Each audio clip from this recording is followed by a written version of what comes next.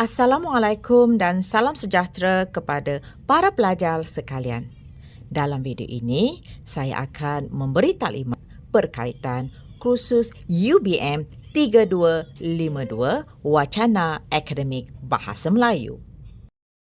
Hasil pembelajaran bagi kursus ini ada 3, iaitu pertama, menghasilkan semula maklumat menerusi teknik penggunaan maklumat yang betul. Kedua, mengarang penulisan ilmiah berdasarkan tema mengikut format yang betul tanpa unsur plagiat. Ketiga, mempersembahkan pengucapan awam dengan teknik dan bahasa yang betul. Terdapat 5 unit yang perlu dipelajari dalam kursus ini. Pertama, pengenalan penulisan ilmiah. Kedua, pencarian maklumat. Ketiga, menulis gaya American Psychological Association (APA). Keempat, pemerengganan dan penyuntingan. Dan yang terakhir, pengucapan awam. Yang berikut merupakan PDP 14 minggu bagi mempelajari kelima-lima unit yang dinyatakan sebentar tadi. Dalam takvim tersebut, ditandakan pada minggu ke-14 ada kelas bersama pustakawan, pada minggu ke-8 diunjurkan penghantaran portfolio 1 dan 2, pada minggu ke-12 diunjurkan penghantaran penulisan esei dan bermula pada minggu ke-12 hingga minggu ke-14 pembentangan akan diadakan. Walau bagaimanapun, bagi tugasan-tugasan ini sekiranya ada perubahan tarikh penghantaran bergantung kepada pengajar masing-masing. Kita beralih kepada tugasan bagi kursus ini. Kursus ini ada 4 tugasan yang perlu diselesaikan. Pertama, portfolio 1, 15%.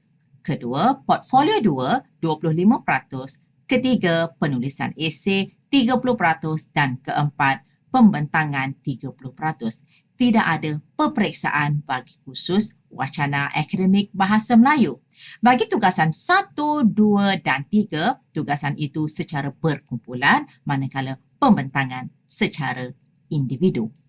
Bagi tugasan secara berkumpulan, yakni portfolio 1, portfolio 2 dan penulisan esei, pelajar perlu membentuk kumpulan sama ada 3 hingga 4 orang dan memilih 8 tema yang ditetapkan seperti berikut.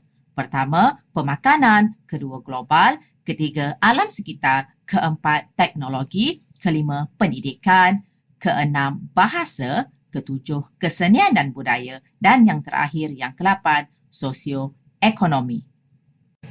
Kumpulan yang dibentuk bagi ketiga-tiga tugasan ini adalah sama. Mari kita lihat apakah yang perlu dilakukan untuk menyiapkan portfolio pertama. Bagi portfolio 1, terbahagi kepada 2 bahagian iaitu bahagian 1 dan bahagian 2. Bahagian 1, pelajar perlu membina tajuk dan juga membuat kerangka penulisan esei yang merangkumi pengenalan 4 isi dan kesimpulan. Bahagian 2 pula memerlukan pelajar meletakkan pembuktian sumber rujukan yang digunakan bagi menyiapkan bahagian 1.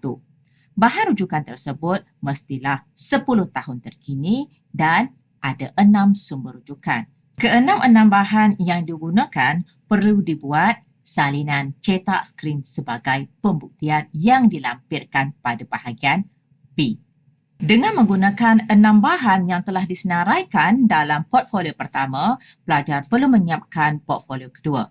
Dalam portfolio kedua, terbahagi kepada 2 bahagian. Yang pertama, berdasarkan 6 bahan tadi, pelajar perlu membuat kutipan. Pada bahagian kedua, pelajar perlu membuat senarai rujukan bagi ke-6 bahan tersebut. Bagi tugasan ketiga, iaitu penulisan esei, pelajar perlu menggunakan portfolio 1, yakni tajuk dan juga kerangka yang telah dibina serta sumber rujukan yang disenaraikan. Dan juga bagi portfolio 2, pelajar akan menggunakan kutipan yang dibuat serta menambah kutipan-kutipan baharu berdasarkan 6 bahan yang disenaraikan sebelum ini. Juga menggunakan entry rujukan yang sama dalam penulisan esei nanti.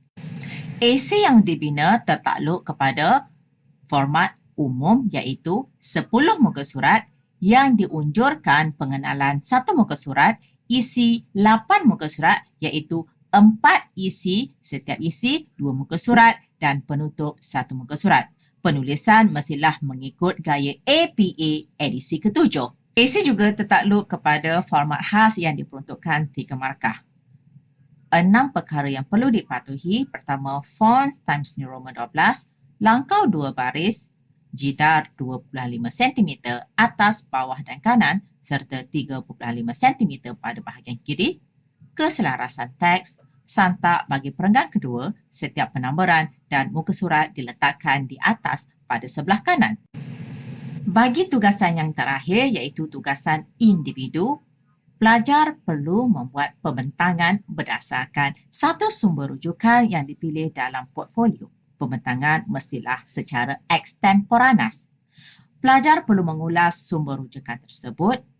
Masa yang diperuntukkan untuk pembentangan hanyalah 3 hingga 5 minit. Pelajar boleh menggunakan mana-mana bahan bantu pembentangan yang sesuai. Pelajar diingatkan untuk membuat rakaman semasa pembentangan di dalam kelas. Jelas dengan taklimat saya tadi? Jika tidak, muat turun perincian tugasan dan skema permarkahan bagi kursus ini di MyGuru atau rujuk dengan saya. Bye!